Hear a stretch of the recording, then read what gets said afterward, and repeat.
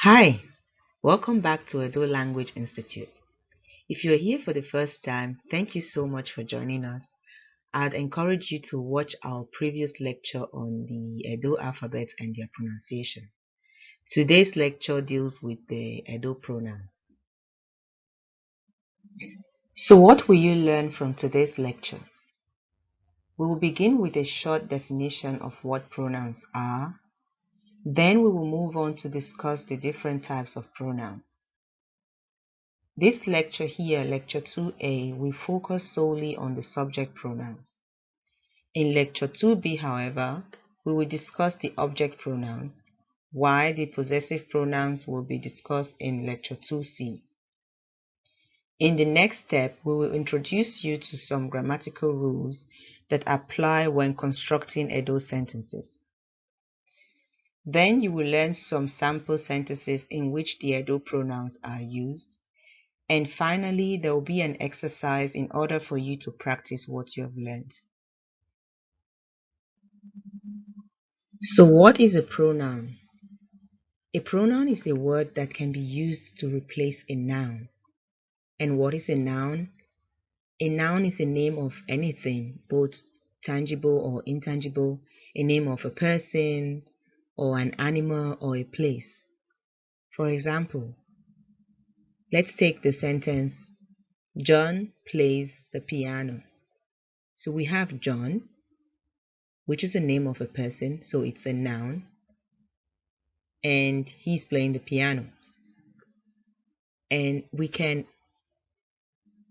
form this sentence in another way, in which we replace John with a pronoun. So then we will say, he plays the piano. So he is the pronoun. So the Edo subject pronouns. What is a subject pronoun? It is the pronoun that is used to replace the main subject in a sentence. Just like in the previous example, John is the main subject of that sentence because it is John that is playing something, which is the piano. So he is then used to replace the main subject. So therefore, he is the subject pronoun. In Edo, we have 3 singular forms and 3 plural forms, just like in the English language. The first singular form is ime, or simply me, or also e. The choice between ime, me, or e depends on 2 things. The first one is where the emphasis is being laid in the sentence. So is the emphasis being laid on the subject pronoun? So you hear something like ime or me. So it denotes emphasis. The second factor is the phonological properties of the words that either precede the subject pronoun or this particular subject pronoun, or the word that follows. So the phonological properties of those words will also decide whether you use ime, me, or e. But as we progress, you get to understand what is actually meant by this, and you get to see some examples. So ime, me, e is the Edo word for I. Now the second person singular, we have uwe, or we, or simply u, which is also decided by the factors that I've explained in the previous case for ime. So we have uwe, we, or u, and those are the Edo word for you. In the third person singular, we have o, or e. So the Edo subject pronouns do not have a gender marking like in English, where you differentiate between he, she, and it. So we use or for everyone, for a woman, for a man, for a baby, it's or. The e form, however, it's quite special. It's also used for all genders, but it's used in the negative form. So if you're going to say John is laughing, you say John, yeah. Or if you go, or let's use an Edo name. So let's take the name Iyobo. Iyobo is laughing. You say Iyobo, yeah. And then let's replace Iyobo with he or she because it's a unisex name. You say Ogie.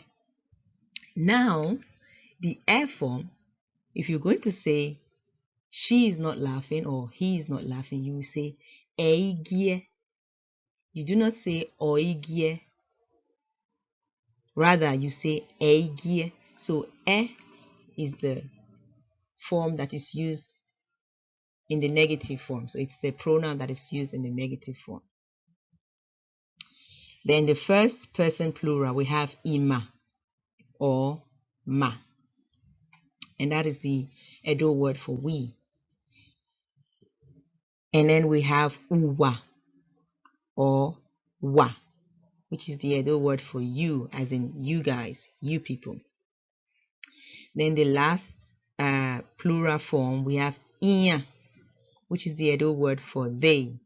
And please take note in the pronunciation of iya. It's not iha, no, it is iya, pronounced like the silent H in honest, which is actually not pronounced at all. So you just go honest. So it's like you are you are you prevent you're preventing air from flowing through your throat while you are pronouncing it. So there is a glottal stop there. So you're preventing air from flowing out. So you say ian, or like the in the first syllable of answer, answer, ah.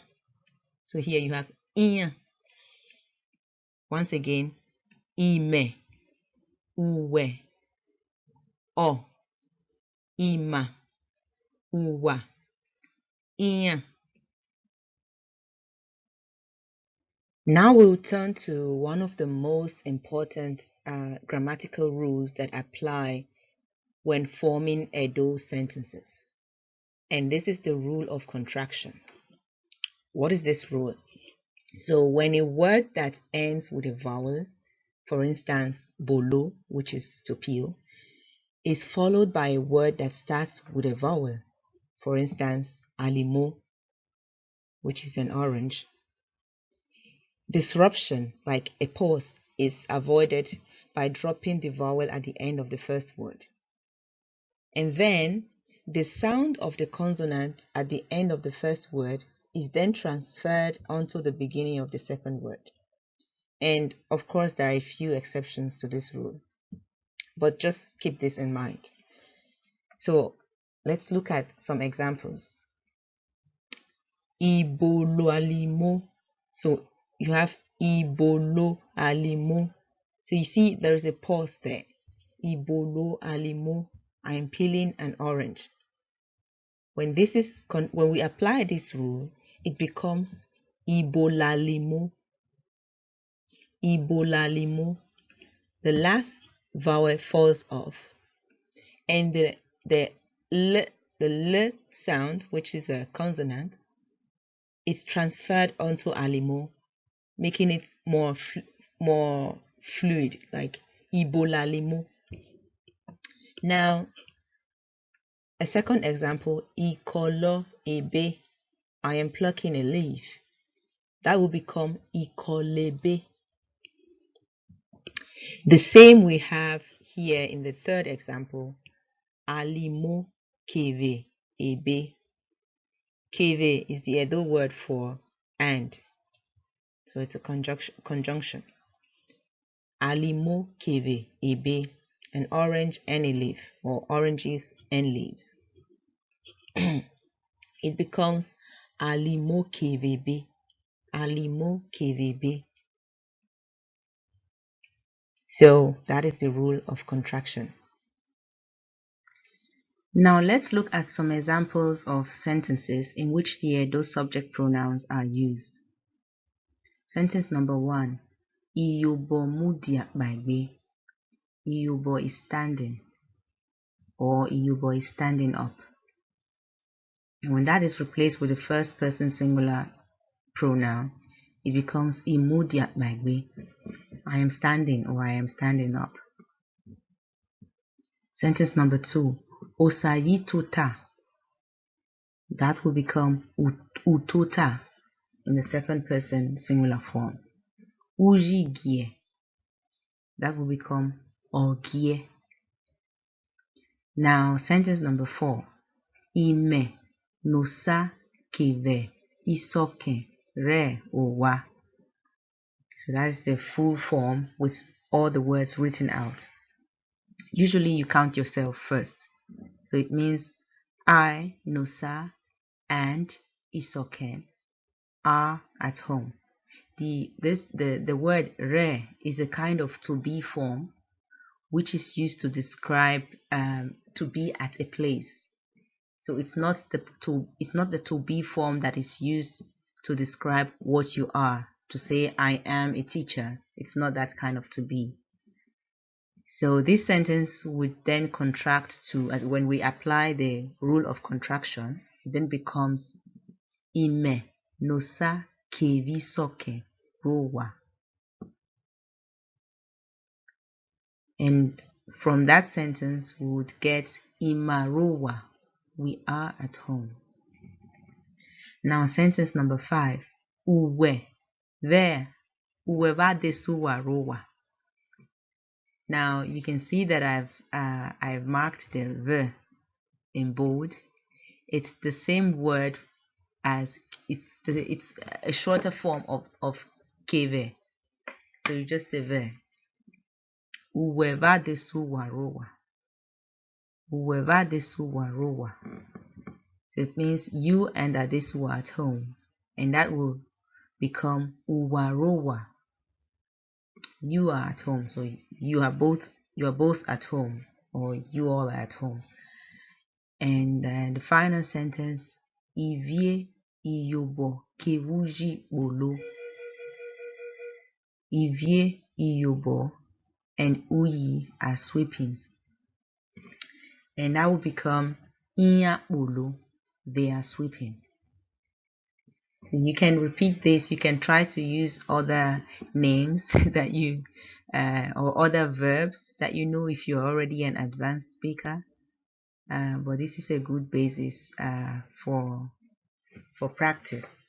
And that takes us to the final part of this lecture, which is the part where you have the chance to practice what you have learned. So here is an exercise that you can simply do. So based on what you have learned so far, I'd like for you to tell me how to write the sentence Osayi and Ivie are laughing in Edo.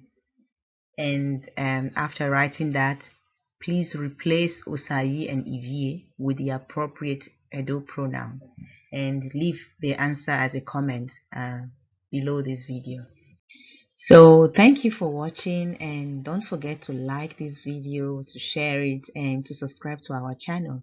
And if you have any questions, you can simply contact us via our email address edo.language.institute@gmail.com. We'd be very happy to hear from you. And till next time, take care.